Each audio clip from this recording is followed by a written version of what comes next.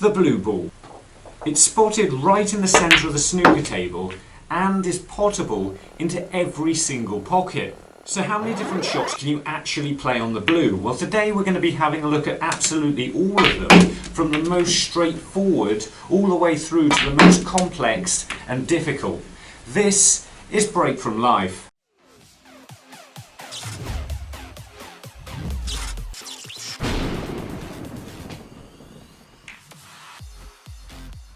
Welcome back, and if it's your first time watching one of our videos, then it's fantastic to have you here.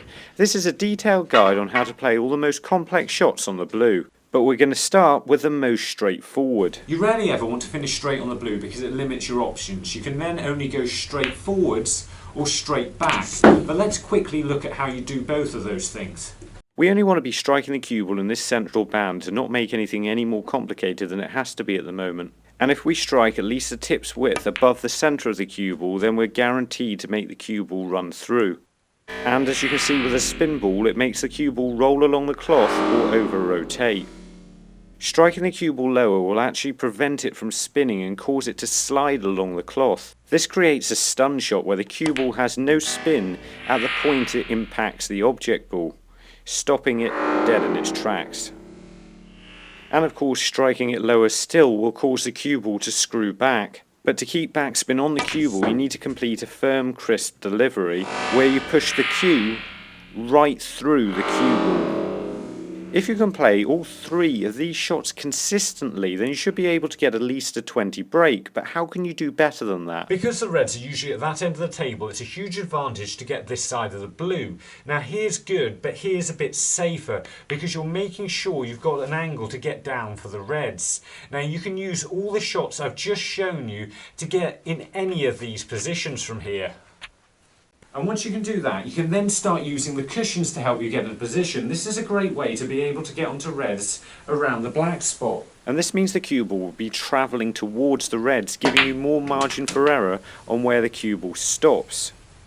And sometimes you'll want to be able to play the screw shot off the side cushion, which does require good timing and a good cue action. So if you need to improve your cueing to be able to play a shot like this, have a look at the video in the card because it can help you with just that. Playing off the cushion isn't always the easiest thing to do. You end up having to put your bridge hand in a weird position and you can only really strike the top of the ball. But this is definitely something you want to practice, because often this type of shot can keep a break going. And it can be really helpful, especially if you can play it consistently a long way up the cushion. You just have to be a little bit careful though of the angle you have and where that's going to make the white go. Just be aware you can still greatly change the cue ball's direction by playing the shot at a different pace. And now for another complete change of pace. Dan is from Bucharest in Romania.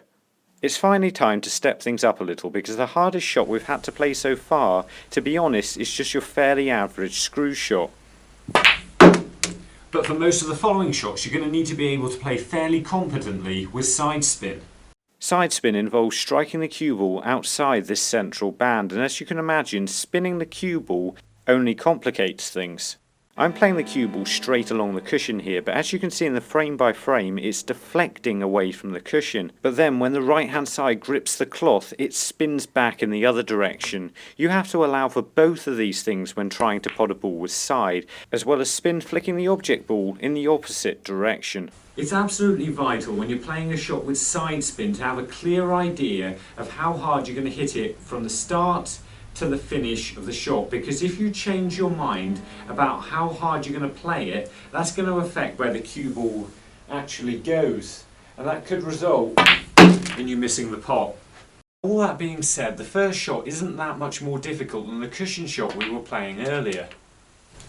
But this time I'm a little bit too straight on the blue, so I'm going to be using topspin and right hand side to widen the angle and get nicely on the two reds. You want to make sure you're striking the cue ball with topspin as well as side on this shot. And this shot increases your control over the cue ball, and you can even do the same thing with backspin, but it's a lot more complicated. To start off with, because we're striking it lower, that's going to cause the side spin to make the cue ball deflect more, and it's going to be more sensitive to the power we play the shot with. But that's actually not the most complicated bit. Playing a shot off this cushion with right hand side is obviously going to make the cue ball jump to the right. But if you were to play it against this cushion with the same spin, it wouldn't. And you can see why if you imagine what would happen if a ball spinning in this direction struck this cushion. And that's why we call this reverse side, because right hand side will make the cue ball go to the left. And what that actually means is we have to strike the cue ball with backspin and left hand side to make it spin to the right and get on the two reds. You can sort of see this with a spin ball here, but it's a little bit too big and heavy to be able to screw back properly, though it does jump a little bit to the right. Long blues. These are the sort of shots that worry people, but it's not really any different to this shot. And if you're potting the blue in the middle of the pocket on a shot like this, then you're going to be potting the blue quite comfortably into this pocket. This is one of those few occasions when it's really just about confidence. But we're certainly not lacking the confidence to put AGF Gaming from Falkirk, Scotland on the map. But now it's time to look at what you can actually do if you finish the wrong side of the blue and end up having to go the long way around the table. Because it's time to step up the difficulty with some slightly more complex recovery shots. This isn't about the shot you want to play, it's about the angle you have on the blue and choosing the simplest option possible. And sometimes that just means playing the long red. But sometimes you absolutely have to get round the table. So we're going to start off with a straighter shot. Now with this shot, what we're going to be doing is playing it with right hand side and topspin to get the cue ball to come round 3 cushions and up the table. Now if you put too much side on this shot, which is really easy to do, you can come off 2 cushions and catch the green. The trick here is to get as much side on it as you possibly can without overdoing it. Because the more side you put on the ball, the more it's going to come around the table with less pace and the more likely you are to be in position. Of course this, along with the rest of the shots on this list, work just as well from the opposite side of the table with the opposite spin. Even if we're just a little bit further down the table though, we can't really play the same shot again because it's almost impossible to avoid hitting the outside colour. So we're not going to try. We're going to this time try to come in between this gap here, between the yellow and brown in this case, so we can get back up the table for the red. And I think sometimes this is actually an easier shot to play because you've got slightly more angle and room for manoeuvre. Might be on a red here.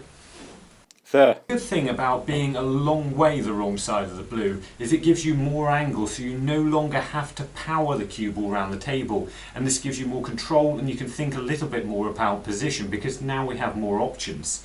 Now ideally, to be on both of these 2 reds, I want to finish here somewhere. So what I'm going to do is play the cue ball through the yellow and brown here with a tiny trace of right hand side to come off the bulk cushion and back down the table to about here. Playing with stun and side spin at the same time is very difficult to do accurately, and it means you have to have an idea in your head of how hard you're going to play that shot and stick to the plan. It's just all about missing the bulk colours. Now here we're actually in exactly the same position again, but if we finish here we're not going to be on a red, so we've got to play the positional shot slightly differently.